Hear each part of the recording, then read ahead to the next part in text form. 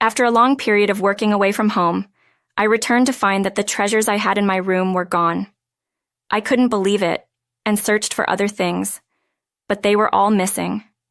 The only thing left was a broken safe. The Rolex watch that was inside had vanished without a trace. It's wrong for you to buy such an expensive watch without telling me. The watch would be much happier used and not just kept in a safe, my husband said with a laugh, not even apologizing for taking the watch on his own. I had to tell him one truth. This watch, it's not mine. I'm Mary, a 32-year-old company employee. I work in sales at a major corporation, and I think I earn more than most in my age group. I enjoy my job and have been promoted, so I want to continue. But it's true that it comes with a lot of stress. My way of relieving stress is actually collecting teddy bears.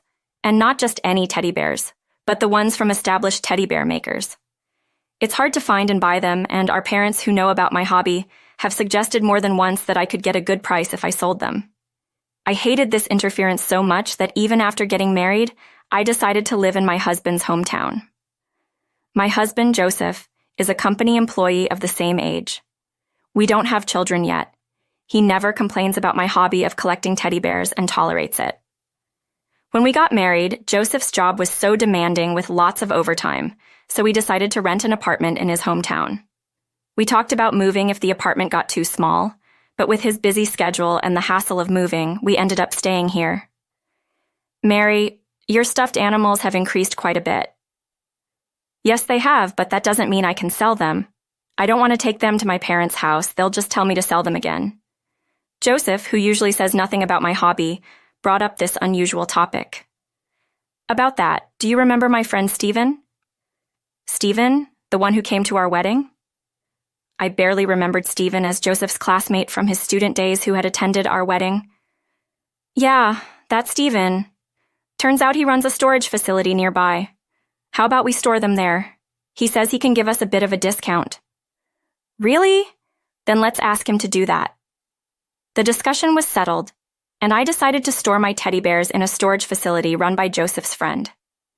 Sometime later, my company asked me to go to another state as the head of a new branch. I was happy about the promotion, but I also had to consider Joseph's job. After discussing it with my company, it was agreed that instead of relocating, I would work away from home for a 2-year period. Initially, I made sure to return home once a month. However, as I got busier with my new job and we both got used to living apart, combined with the increasing travel costs, I gradually stopped going home. We still kept in touch via phone and text, but after a year, Joseph sometimes didn't respond, and our communication decreased. After 2 years of working away, my job was going well, and my company wanted me to stay, but I couldn't live apart from Joseph forever. Thinking that he must be waiting for me, I explained the situation to my company and decided to return home. The day before returning, I said, I managed to get a flight for tomorrow during the day. I'll be back then. The moving stuff will be sent later. Got it. I can't pick you up because of work, but take care. After this exchange, I flew home the next day.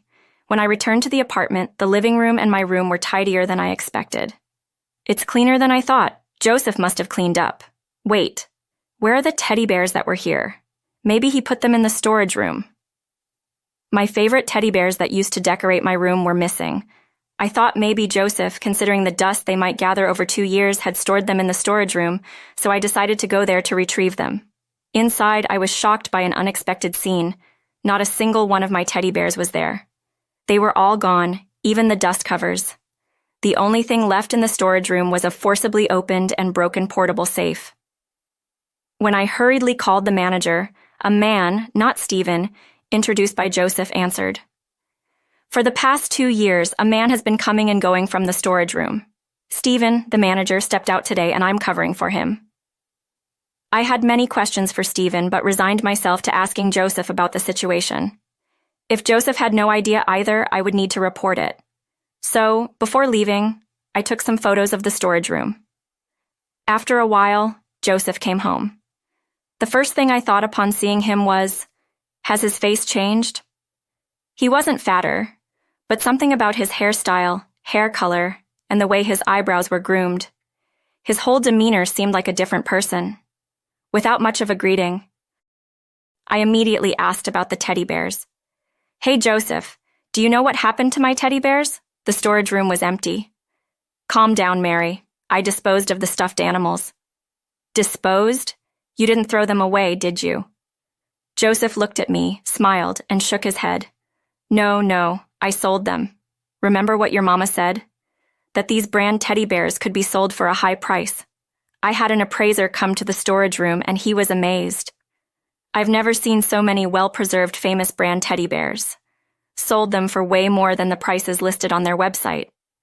I could only stare at Joseph in disbelief. He seemed like a completely different person from last time we met. He sold the teddy bears I cherished without my permission. I didn't want to believe it, but seeing Joseph smiling and happy made it all too real. Wait, why did you sell them? You knew they were my precious teddy bears that I'd been collecting for so long, right? Well, actually, I was short on living expenses, so I had no choice but to sell them. Short on living expenses? What do you mean? You have a job, and I've been sending the rent every month, haven't I? There were times when I didn't have enough money for entertainment expenses. Joseph said this with a smirk, showing no remorse. Seeing him brazenly sell someone else's belongings made me realize that my love for him had crumbled. Entertainment expenses? Wait, what about that watch? You didn't have that before. Oh, this? My old one broke, so I bought a new one. I was shocked to see the gleaming watch face. It was the $2,000 watch Joseph had mentioned before. You sell my teddy bears because you're short on living expenses, yet you buy a $2,000 watch for yourself? You should use that money for living expenses. Don't be so mad. Having a good watch means I won't be looked down upon by clients. This attitude made me suspect that he was also behind the broken portable safe. I asked him about it, and my face turned pale. Hey, there was a broken portable safe in the storage room. Don't tell me you sold its contents too. You did, didn't you? How could you do such a thing? It would be suspicious that there was only a safe among the teddy bears, right? It was a simple portable safe, easy to open with a hammer. And can you really say anything about my watch? You had hidden a ridiculously expensive Rolex. Keeping that watch locked up in a safe is pitiful. I sold it to someone who would actually use it. I couldn't understand what Joseph was saying anymore. Still, I asked the question that bothered me the most. How did you even get into the storage room in the first place? I made sure only I could enter to prevent my parents from taking anything, and I always had the key with me, so you shouldn't have been able to get in. That key? I borrowed it from Stephen. It's fine, we're married after all. You also bought such an expensive watch without telling me, so it's fair. I sighed deeply and looked at Joseph. The smirk Joseph was not the kind, loving husband I knew. Having suddenly acquired a large sum of money, Joseph's personality seemed to have changed completely. I don't know where to start. That watch, it wasn't mine. It belonged to my close friend Dorothy. She was entrusted with it by her grandfather as an inheritance before going overseas. The watch Joseph had sold was a valuable heirloom given to my best friend Dorothy by her grandfather. Taking it overseas or leaving it in an unattended house both posed risks of theft, so we placed it in a trunk room in Joseph's hometown, far from where we lived, and locked it in a safe for triple security. I thought that by taking the keys with me while on my solo assignment, no one would be able to enter. I never imagined the building manager would give out a spare key. It must have sold for a high price. I saw online that it could fetch up to $115,000. It was so valuable that I hid it in a trunk room known only to me in this area to prevent theft. To think that you broke into the safe and sold it, what should I do? Quit your nagging. It's partly your fault for not explaining it. It has nothing to do with me. It's your fault for showing off and hiding it. Joseph retorted, putting the blame on me. That day he was too angry to speak further. I intended to have Joseph compensate for it, but first I needed to apologize to Dorothy. Though she had just returned from abroad and was likely busy, I was fortunate to reach her by phone immediately. Dorothy, it's been a while. Sorry for the call during a busy time, but I have something important to apologize for. Actually, my husband sold your precious watch without permission. It was properly stored in the trunk room and safe, but he knew the storage manager and got in without permission. What? He went in the trunk room without telling you? But the safe was locked and I have the key. He said he broke it open with a hammer. I'm so sorry. I can't afford to buy an equivalent watch with my savings right now, but I promise to repay the money even if it takes time. Upon hearing my voice, Dorothy said, I'll come over tomorrow and hear the details. For now, just rest well and calm your mind. Even though she told me to rest, I had no appetite and couldn't even imagine being able to sleep. Seeing Joseph eating and sleeping as he pleased brought tears to my eyes. The next day, without a wink of sleep, Dorothy arrived at our house at 8 a.m. Good morning, Mary. Is it okay if I talk to Joseph? Dorothy asked, showing a strained smile. Of course. Come in. I invited Dorothy inside. Joseph, having woken up early, grumbled, Can I get some rest on my day off? It's rude to come this early in the morning. The one being rude is you, selling my watch without permission, Dorothy shot back. Joseph, facing Dorothy's anger, apologized. I didn't know it was that important. I'm sorry. But Dorothy wasn't satisfied. Even if you didn't know it was mine, it's wrong to steal and sell someone else's belongings. Compensate for my watch and Mary's teddy bears. I'm sorry, but I don't have any money. I really have nothing. What do you mean you have no money? You're wearing an expensive watch. If you sold that, it should cover at least a few teddy bears. How could you be struggling so much that you needed to sell your wife's belongings? When Dorothy pressed him, Joseph uncomfortably tried to blame me. But when Dorothy responded with a puzzled, What? So demanding? Say that again? She became increasingly assertive and finally turned visibly upset. There's nothing left to sell for compensation. Even this watch still has payments due on it. What do you mean by other things? No way, I said. I hurried back to my room and checked my desk. My laptop and other items were gone. I had been crying in my room since I returned home yesterday, so if Joseph had taken them, it must have been before I got back. Joseph, did you sell my laptop too? What's going on here? We need a clear explanation. Pushing Dorothy aside, I grabbed Joseph by the collar. He confessed, Actually, there's someone I like. I used the money to buy a present for them. What? Who is that? I confronted Joseph in a surprisingly low voice. I met her at a club where I was entertaining clients. It started out as just fun, but... A club girl? She's obviously working. You took her professional demeanor seriously? Unbelievable. Believe it or not, Karen, she's serious about me. Unlike you, she can't live without me, Joseph said. He had become seriously involved with a woman from the club, claiming she offered something I did not. So, you're saying you sold other people's belongings to support a club girl? That doesn't change anything. It's serious. You wouldn't understand, Joseph said defiantly, speaking of his love while the love of his wife was disappearing right in front of him. What was he thinking? Could it be the savings too? I checked our account and found that the money we had saved together was gone as well. I was too shocked to say anything, but then anger surged within me.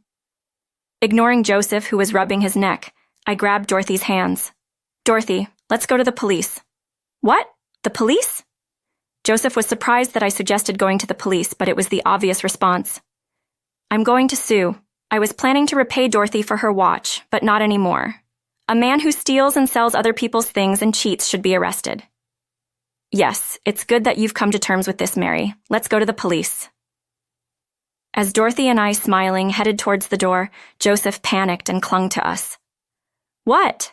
This is a joke, right? You're calling the police over an affair? What you did is a crime. We're going to the police to file a report. I'm not sure about the process, so I'll ask for advice on how to proceed, right? If it goes to trial, we'll need a lawyer. Let's pick a law firm later. Joseph tearfully apologized and begged, but I pushed him away and left the house. At the police station, I learned not only Joseph but also Stephen, the storage manager, were responsible. I then consulted a lawyer and initiated legal proceedings against both of them. Afterward, Dorothy and I returned home to pack up my nearly empty belongings. Seeing that I hadn't brought the police, Joseph changed his attitude completely and began to berate me. Ignoring him, I moved into a single apartment. I sent legal documents to Joseph for compensation for the collections and filed for divorce. I also made a claim against Stephen for handing over the keys without permission. Dorothy sent Joseph documents demanding compensation for the watch's value. A few days later, after receiving the documents, Joseph and Stephen panicked and proposed a settlement. "I'm sorry, I never thought it would come to this," Joseph said. "He threatened me, saying he'd spread bad rumors if I didn't give him the key." Stephen said, almost crying, "You handed it over just like that? I wonder how you've managed until now." I dismissed Stephen's excuse. "I really don't have any money. Please forgive me." "I know that's why I'm in the process of arranging for the court to garnish your wages," I replied. Joseph tried to escape compensation, but neither Dorothy nor I would forgive him. We would ensure he paid through wage garnishment. I gave Dorothy all of Joseph's contact information, including his parents' house and workplace, to prevent him from hiding or running away. There was a possibility he might quit his job and flee, but in that case, his parents would have to pay on his behalf. Joseph initially tried to borrow money from his parents, but they had already received my documents and refused to help. "I never thought you'd be this foolish. We're cutting all ties with you. We have no money to lend you. We're financially strained due to the compensation and restitution to Dorothy," they said. Joseph then turned to the club girl for help. However, to the woman at the club, Joseph was just another customer. She paid him no attention at all, which apparently came as a shock to Joseph. Unable to accept reality, Joseph exclaimed, "Do you have any idea how much money I've spent for you? I've explained this many times. Our relationship is just that of a service provider and a client. I'll accept presents, but that's all it is. I even broke into a safe to get that money for you," she said. Joseph ended up confessing more to Karen than he should have. Hearing this, Karen was appalled. "You did that on your own? Don't drag me into it. Can someone please kick him out?" "Wait, Karen, what am I supposed to do without you?" Joseph asked. Then the staff came and kicked Joseph out, banning him from the club. The club was a nice place he frequented for business entertainment. Coincidentally, a client who was present witnessed the scene and reported it to people at Joseph's company. The incident of breaking into the safe and seeking help from the woman at the club became known, not only to the client, but also within Joseph's company. As a result, Joseph was demoted from his managerial position and received a pay cut. Known for selling his wife's belongings and getting serious about a club girl, only to be dumped and divorced, Joseph was completely ignored by the female employees. He lost his place at the company and continued to pay off his debts with his reduced salary. I wondered whether it was lingering feelings for Karen or just cowardice on his part. It seems he doesn't have the courage to quit his job and flee somewhere far away, so he's been making the payments regularly. Stephen, the storage manager, was caught giving the key to Joseph without my permission, and his real bad reputation spread, leading to mass cancellations by his clients. This led to the worsening of his business and eventual closure. Even now, Stephen and Joseph are still blaming each other and fighting. My work was recognized, and I was requested to return from my assignment and formally transfer. Although I troubled my close friend Dorothy, she didn't mind and still keeps in touch with me. We still communicate and meet up when I return to our hometown. In my new location, I've made friends, and my work is going well. I'm enjoying my life in this new place.